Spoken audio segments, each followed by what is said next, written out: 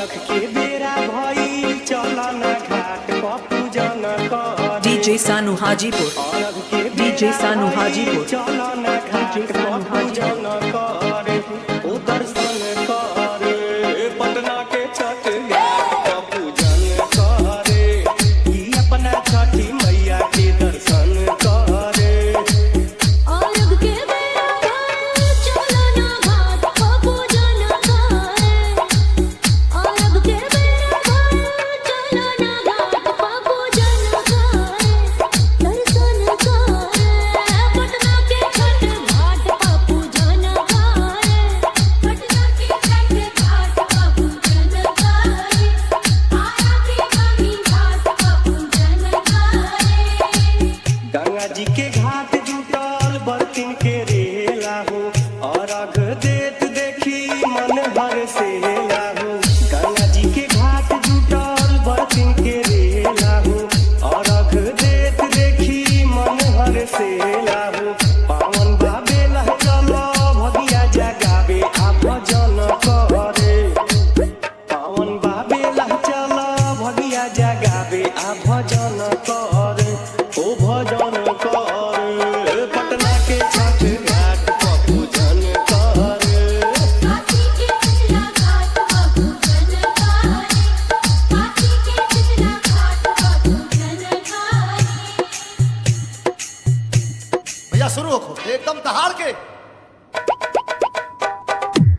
जगमग दिया से सुभता नगरिया हो एक साथे भारत करे राजा भी करिया हो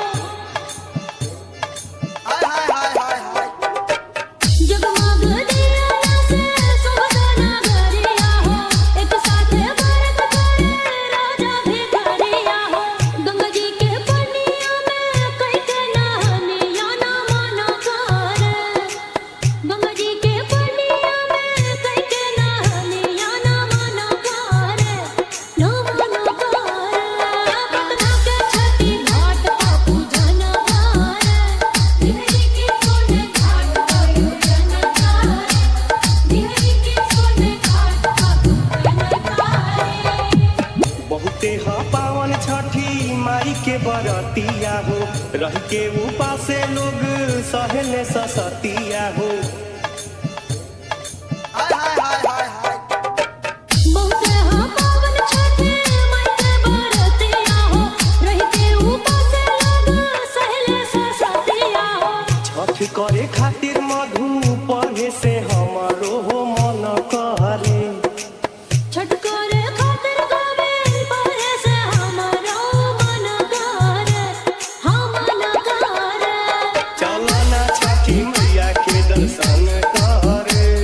आरा के गानी घाट पूजन कर